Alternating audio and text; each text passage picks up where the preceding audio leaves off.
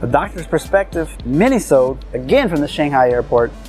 This time we're talking about LinkedIn Formed, episode 206. Before we jump in, go back on my Facebook page if you could, or LinkedIn. I've got 2 new logos, variety of style. One of them is a doctor's, and the perspective is actually written backwards in like a little rectangle box. And some people are really liking that one. It seems like the doctors are kind of liking that one. And then another one has a doctor's perspective, and then the perspective goes from a small P to a big E at an angle, and it's based on the way they do the 3D shading. So it actually looks like a perspective coming at you, and then the doctor comes up at an angle. And we've had people like that one, doctors as well, but non-doctors liking that one.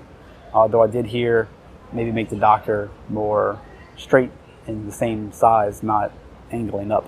So curious what your thoughts are. I'm not in a hurry to make a decision. All right, so this episode is about kind of like LinkedIn etiquette. For instance, now you can do GIFs, memes on LinkedIn, the little animated ones.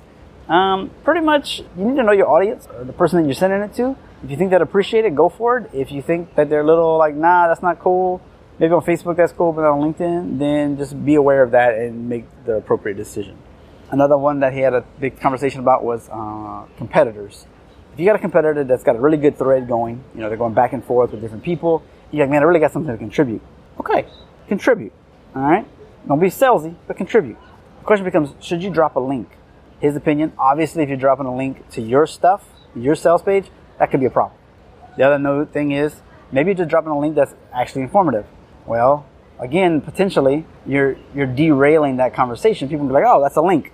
They go to it, they forget about the conversation, and they just ignore the guy's link altogether that originally posted it. So you're kind of taking away his traffic. Now, you might say to yourself, well, no, it's contributing. It's valuable. True, it could be.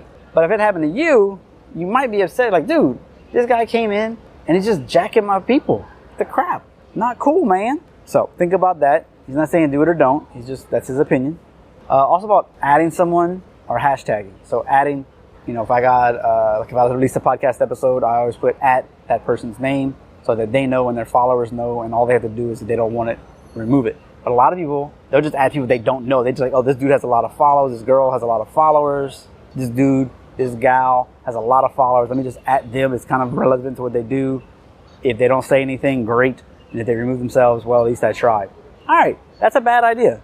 It's rude. It's not cool. That's what he says. But if it adds value, if this person could contribute, go for it. But respect that person's thread. Again, don't derail it.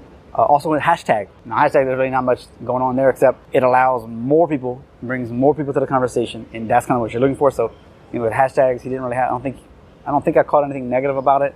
Just again, keeping it relevant and bringing more attention to his or her post, which is the whole point, which is good. Oh, Asian Cajun update. She can now suck a sippy cup.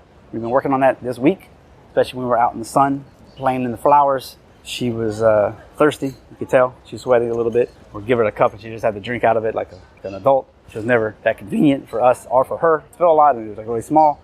But now, after a week, after 4 or 5 days, she can now suck it like you're supposed to.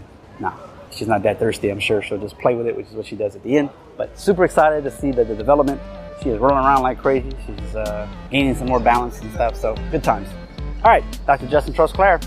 He just went hashtag behind the curtain.